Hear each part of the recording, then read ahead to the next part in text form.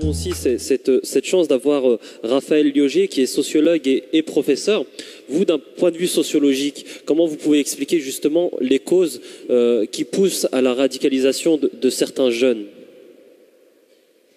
Moi, je dirais qu'il faut peut-être réfléchir à une certaine évolution à la fois sociale et une évolution des appartenances religieuses depuis le début des années 2000.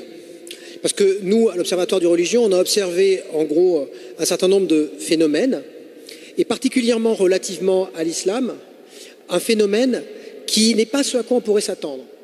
Je vais m'expliquer ensuite. Un phénomène de décrochage, on pourrait dire, entre le fondamentalisme et l'islamisme. Le fondamentalisme, c'est quelque chose qui est bien connu, c'est-à-dire dans toutes les religions, il y a des gens qui estiment vouloir revenir au fondement. On pourrait même dire que c'est synonyme de radicalisme, c'est revenir à la racine, le radicalisme.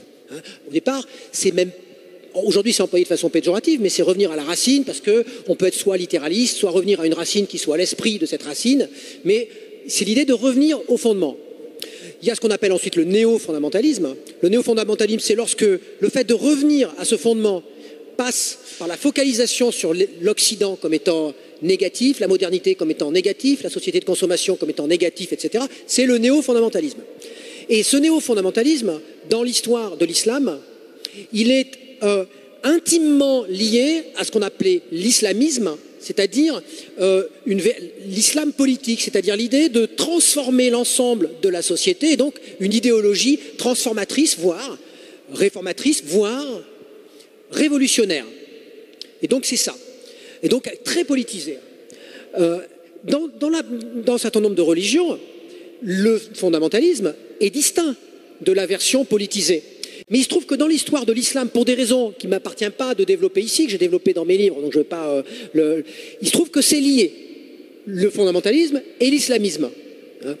Mais depuis le début des années 2000, nous, ce que nous observons, c'est un phénomène étrange au premier abord, mais finalement anormalement normal, parce que ça correspond à ce qu'on trouve dans le reste de la société, c'est-à-dire des jeunes, qui vont être, on pourrait dire, des néo-fondamentalistes, c'est-à-dire des fondamentalistes qui ne focalisent plus sur l'Occident, la modernité, etc., et qui ne focalisent plus non plus sur la transformation politique et sociale, et qui en fait n'appartiennent pas, contrairement à ce qu'on croit, en grande partie à des organisations qui seraient des organisations idéologiquement et logistiquement structurées, mais qui sont dans une sorte de nouveau fondamentalisme, c'est-à-dire qu'ils veulent revenir au fondement.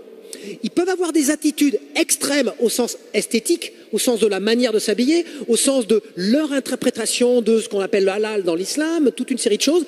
Mais quand on les interroge, ce que nous avons pris la peine de faire, au lieu de croire à la doxa publique, médiatique, publicitaire sur l'islam, on se rend compte que c'est ce que j'appelle, moi, une sorte de néo-fondamentalisme quasi New Age, quasi développement personnel. C'est-à-dire un certain nombre de gens qui vont vouloir être musulmans, entièrement musulmans, fondamentalement musulmans, et donc qui, pour cela, vont s'habiller d'une certaine manière, et parfois, pour ceux qui sont à l'extérieur, ça va avoir l'air d'être choquant, parce que tout ce qui est trop différent, fondamentalement différent est choquant, mais en réalité, manger halal de façon extrêmement stricte, pratiquer le ramadan de façon stricte, parfois plus longuement dans l'année, avoir toutes les activités possibles et imaginables qui seraient conformes à une image qu'ils ont de ce qu'est le fondement de l'islam, mais en réalité, complètement décrochés d'un projet de transformation politique et sociale, mais a fortiori de transformation violente. Qu'est-ce qui a fait que du jour au lendemain, il soit allé dans cette voie? Je veux dresser la géographie de la chose et après je veux bien répondre à ça. Donc c'est sur les nouvelles générations en fait. C'est pas du jour au lendemain que ça s'est produit. Ça s'est produit progressivement et progressivement la blessure narcissique qui était à l'origine de l'islamisme dès le XVIIIe siècle, s'est progressivement refermée pour une raison de mémoire aussi. C'est-à-dire que les musulmans des nouvelles générations qui sont nés ici, qui sont français, qui sont entièrement français, ils ont de moins en moins cette mémoire de ce qui avait produit l'islamisme, cette espèce de politisation du rapport à une sorte de l'islam, religion des damnés de la terre, du tiers-monde, etc., qui avait produit l'islamisme, qui avait participé à tout ça, qu'on trouve chez Saïd Qutb ou qu'on trouve chez d'autres. Mais bon, Donc on a cette espèce de nouvelle manière, cette nouvelle manière de se comporter, mais qui est pas du tout le djihad, pas du tout le djihadisme au sens violent du terme. C'est pas du tout ça. Or le problème aujourd'hui, c'est qu'il y a un certain nombre de gens qui pensent qu'il y a une solution, et au gouvernement, une solution de continuité, et c'est ça ce qu'on appelle radicalisation, c'est pour ça que je m'insurge contre cette expression, comme s'il y avait une continuité entre le fondamentalisme, c'est-à-dire cette espèce de revival des jeunes, qui se traduit par des formes esthétiques extrêmes, parfois des comportements qui sont extrêmes, mais qui n'ont rien à voir avec de la violence antisociale. Qui n'ont rien à voir avec de la violence antisociale. Alors, ça c'est d'un côté ce qui se passe. Mais ça se traduit par le fait que ces gens se mettent à vouloir avoir accès à l'arabe classique, avec un désir de se reconstruire, de régulation, enfin toute une série de choses qui sont très intéressantes à étudier sociologiquement.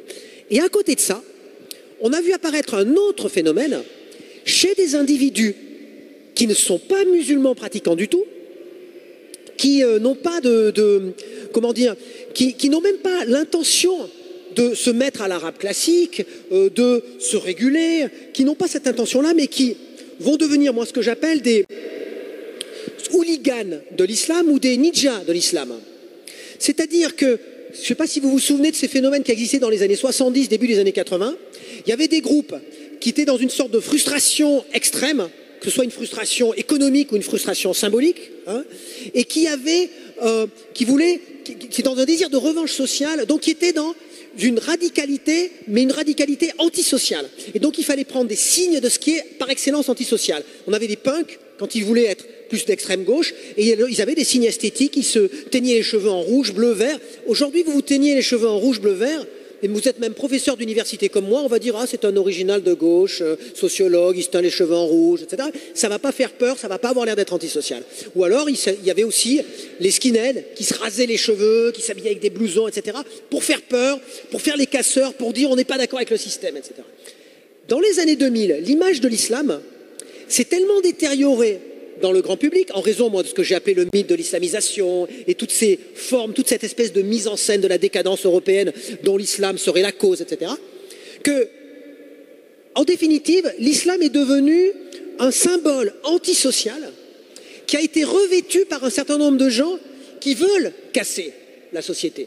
Et on a un groupe, pour vous donner des choses précises, par exemple Forzane Alitza, hein, que M. Godard connaît peut-être parce que ça avait été interdit par le ministère de l'Intérieur, s'était saisi de ce cas qui avait été créé en 2010 et qui a été interdit en 2012. Qui sont ces gens? Ce sont des gens qui s'habillent en noir, qui mettent des signes d'islamité extérieure, bandeau écrit en arabe, enfin un peu comme s'ils étaient des ninjas, hein, et qui se veulent des sortes de guerriers antisociaux. Ils vont même jusqu'à se filmer sur YouTube, là la violence elle reste virtuelle, à mettre un code pénal, donc symbole de la République française, donc symbole en même temps d'une sorte d'oppression du système, et ils le font brûler, ils se filment en faisant ça.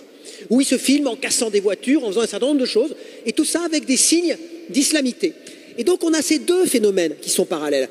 D'un côté, on a cette espèce de néo-fondamentalisme qui peut effrayer et qui peut conduire à ce qu'on appelle, de façon un peu péjorative, sans souvent l'analyser, communautariste, c'est-à-dire des gens qui veulent effectivement se détacher de la société globale parce que ça serait impur ou tout ce que vous voulez, et qui sont aussi radicaux où il y a vraiment radicalisation parce qu'ils veulent revenir à la racine, mais qui en réalité sont parfaitement non violents, qui peuvent poser des problèmes, je ne nie pas, mais qui ne posent pas le problème de ce qu'est le djihad. Et à côté de ça, on a des gens qui vont sauter directement dans le djihad sans passer ni par la case islamisme, mais même pas par la case islam. Mais une fois qu'ils sont dans le djihad, ils vont se jouer comme fondamentalistes, en s'habillant comme un fondamentaliste, en vivant comme un fondamentaliste, parce que ça va faire partie de l'entraînement au djihad. C'est-à-dire que c'est a posteriori qu'ils vont jouer un rapport à l'islam, mais a posteriori. Et ils vont se mettre à partir en Syrie, à faire toute une série de choses. Moi, ce qui m'embête aujourd'hui, au gouvernement et dans ce qu'on est en train de... Certains sont en train de mettre en place, et j'essaye de me battre pour mettre en place autre chose, justement, pour répondre à cette situation. Ce qui m'embête, c'est qu'on va traiter le djihadisme comme une continuité. C'est pour ça que quand on me dit, c'est radicalisation, c'est du communautarisme, je dis non, faux. Le problème du djihad aujourd'hui, du djihad version hyper moderne, actuelle. Un, ce n'est pas de la radicalisation.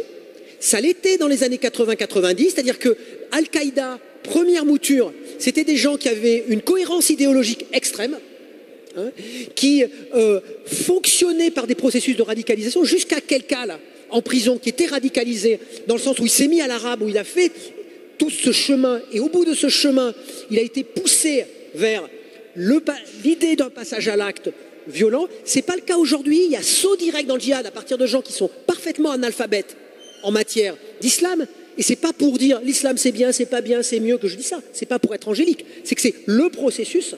Hein, mais on va dire, alors on va dire c'est la radicalisation. Je dis non parce qu'il n'y a pas le processus. Donc moi je dis ce n'est pas de l'endoctrinement, c'est de l'embrigadement, ce qui n'est pas exactement pareil. Et deux, c'est pas du communautarisme non plus parce que ce sont des individus qui sont asociaux et qui rencontrent d'autres gens qui n'appartiennent même pas forcément ni à leur famille, ni à leur quartier, ni à la communauté des pratiquants, mais qui vont se rencontrer entre eux après être passés par Internet et qui vont rencontrer ensuite l'ancienne génération des djihadistes qui, eux, sont extrêmement idéologiques, mais qui vont les embrigader sans avoir à les endoctriner. Et là, je reviendrai à ce que vous disiez, parce que là, il y a un problème qui devient un problème social, parce qu'on va dire, ah, ces gens-là sont d'origine musulmane. Mais sauf que quand on observe le profil, on se rend compte que aucun d'entre eux n'était dans un milieu vraiment pratiquant. Et qu'eux-mêmes ne pratiquaient pas au moment où ils ont glissé directement dans une logique djihadiste. Par contre, ils ont des points communs. Difficulté d'individuation, c'est-à-dire à exister de façon virile dans le monde, parce que problèmes économiques et sociaux. Comment ? Parce que problèmes économiques, sociaux et voire des problèmes de fragilité psychologique qui sont interreliés, absence soit symbolique, soit vraiment réelle même de famille et du père. Donc reconstruction d'une identité, l'idée du guerrier, l'idée de la virilité, ils n'arrivent pas à trouver, suite d'échecs, problèmes narcissiques, volonté, on le voit avec Koulibaly, etc. Et à un moment donné, c'est extrêmement facile, c'est-à-dire que n'importe quel jeune, c'est-à-dire moi, me souvenant de ce que j'ai été, mais je vous le dis réellement, de ce que j'ai été en tant qu'adolescent, et comment j'ai mis longtemps à me sortir justement dans la post-adolescence, à trouver ma place, n'importe qui, que ce soit islam ou n'importe quoi d'autre, à un moment donné, un individu vient me voir et me dit « Tous les échecs que tu as subis, toutes les discriminations que tu as l'air de subir, en réalité sont des épreuves qui font que c'est le signe que tu es plus que les autres, c'est-à-dire que ce qui est négatif est en réalité positif au-delà des autres, eh bien, je vais vous dire, n'importe qui marche. C'est-à-dire que c'est même pas la peine d'aller plus loin, c'est pas la peine, vous balancez n'importe quelle idéologie, il suffit des slogans et ça fonctionne. Donc c'est à ça qu'il faut s'attaquer. Et je finis par une chose, c'est que, en plus, en allant chercher uniquement dans ce processus qui n'existe pas, du passage à l'acte à partir de ce nouveau revival qui peut inquiéter pour des raisons esthétiques, on risque non seulement de rater le djihadiste de demain, et dans sa façon de formuler ses actes et de sa manière d'agir, mais deux, on risque de rater le contre-djihadiste qui fait système avec lui, c'est-à-dire que si à un moment donné, c'est moins fréquent pour des raisons sociales, mais on a un individu qui se représente comme étant un blond aux yeux bleus, descendant direct de Clovis, une sorte de celte gaulois ou je ne sais quoi, et qui en même temps est au chômage, se trouve dans des cités, et qui autour de lui voit qu'il a l'impression qu'il y a trop d'arabes, trop de musulmans, trop de je ne sais quoi, eh bien on peut avoir un Anders Breivik à la française qui fait le contre-djihad et qui fait système. On ne se rend pas compte, je crois, aujourd'hui que l'antisémitisme réactif, il réagit en système à l'islamophobie. Le contre-djihadiste, il réagit en système aux djihadistes. Et si on l'analyse en focalisant sur l'islam, non seulement c'est injuste, mais surtout, je veux dire, c'est inefficace même du point de vue sécuritaire, parce que je ne suis pas contre, moi, la sécurité. Voilà. Merci, monsieur Lioger. Alors, selon vous, ce ne sont pas des jeunes radicaux, ce sont des jeunes embrigadés qui sont victimes de manipulation. Donc, si on peut comprendre, selon vous, que la radicalité est liée plutôt à des causes. Il y a des causes qui nous poussent à devenir radical. Or, aujourd'hui, ces causes n'existent pas. Est-ce qu'on peut parler d'effets de mode, par exemple, le fait de voir des vidéos, par exemple, de jeunes qui sont allés rejoindre l'État islamique, est-ce que ça donne envie, le fait de recevoir les caméras figées sur nous, est-ce qu'on peut parler justement d'effets de mode pour ces jeunes en quelques mots, rapidement, avant de donner la parole à M. Gaudin. Alors, je vais vous dire, déjà, c'est pour ça que... Alors, je sais que le mot radicalisation est devenu tellement à la mode que quand c'est devenu trop à la mode, on ne peut pas s'en sortir. Donc j'ai décidé d'adjoindre à radicalisation antisociale pour détacher cette radicalisation d'une doctrine, d'une idéologie, quelle qu'elle soit, pour dire c'est une radicalisation antisociale et qui ensuite peut se revêtir de toute une série d'idéologies. Sauf que là, aujourd'hui, comme le symbole antisocial, c'est l'islam, c'est peut-être de ça dont il faudrait sortir, crac, c'est ça qui paye. Et c'est ça qui est à la mode. Alors, c'est vrai qu'on doit tenir compte aujourd'hui des supports, des constructions identitaires. Et ces supports, c'est Internet. Et Internet, c'est Facebook, c'est les réseaux sociaux. C'est-à-dire que les gens se racontent leur vie, ils se filment, et en se filmant, l'humain est un animal qui se raconte, qui a besoin, aujourd'hui, on se raconte, on est habillé d'une certaine manière, etc. Ça fait partie de notre narration. Des gens qui ont des difficultés narratives, aujourd'hui, sur Facebook, ils racontent quelque chose de positif pour eux, d'héroïque, de fort, et à travers Facebook, ils vont effectivement se filmer dans cette espèce d'aventure qui pour elles est noble, guerrier, et tout ce que vous voulez. Eh bien,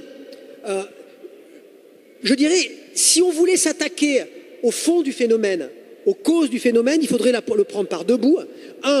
Ce que j'appelle le marché global de la terreur qui joue aujourd'hui d'Internet, très clairement, avec des gens qui vont désirer ça parce qu'ils sont dans cette situation de frustration. Et puis le deuxième bout, c'est s'attaquer aux causes elles-mêmes de cette frustration, qui sont économiques à un certain niveau, mais pas seulement économiques, qui relèvent aussi de l'incapacité à se raconter dans une société qui est quand même objectivement discriminatoire. Monsieur Liogier, un mot pour conclure justement sur les solutions. Moi, je voudrais juste dire un petit mot sur la question de la formation des imams qui défraye la chronique ces derniers temps. Ça fait un moment qu'on en parle, mais je crois qu'il faut faire très attention aussi dans l'aiguillage de ce type de mesures. C'est-à-dire qu'il faut rendre cette formation désirable. Il ne faut pas qu'on soit dans un rapport de rééducation de gens qui sont considérés a priori comme suspects. Et c'est quand même ça qu'on ressent. Et les hommes n'entrent pas dans des logiques lorsqu'elles ne sont pas désirables. Il faut le rendre désirable. Et c'est pour ça que moi je milite pour une chose depuis plusieurs années, et il n'y a pas seulement moi, beaucoup d'autres militent pour ça, c'est pour la création d'une faculté de théologie islamique à Strasbourg. Parce que là, on serait dans une autre logique. Il y aurait une concurrence au diplôme, et on sait que dans l'islam et chez les musulmans, le rapport à la connaissance, c'est quelque chose d'extrêmement important. Ça veut dire que cette faculté, elle pourrait rayonner dans l'espace français, et à ce moment-là, les fameux DU multiples qu'on est en train de créer, eh bien, ils deviendraient désirables comme étant une première étape, et comme en même temps, ça voudrait dire que ça serait pris en charge par les musulmans eux-mêmes, par des théologiens, par des gens à qui on ferait confiance et qui seraient universitaires. 3, ça veut dire qu'on serait dans un véritable dialogue interreligieux parce que ce serait l'étage en dessous, la faculté de théologie protestante, au-dessus la faculté de théologie catholique. Et 4, ça veut dire que cette fameuse réforme qu'on appelle de nos voeux, mais que certains voudraient produire de l'extérieur, là aussi de façon condescendante vis-à-vis de l'islam, eh bien peut-être que l'Europe et Strasbourg en particulier, pour être le lieu où ça se passe. Et là, il y aurait une inversion de ce qu'on voit aujourd'hui à l'échelle planétaire. Ça ne serait plus des gens qui voudraient aller ailleurs, à Lazare, etc., dans d'autres centres, pour se former. Mais peut-être que ça pourrait être l'inverse, parce qu'il y aurait en Europe des spécificités. Mais pour ça, il faudrait sortir d'un rapport à l'islam qui est antisocial, dire c'est quelque chose de prestigieux, quelque chose de valorisant. Et on renverserait le sens même, je crois. Bien. Merci Monsieur Loger. Effectivement, des centres de formation, il y en a qui sont proposés par l'UEIF.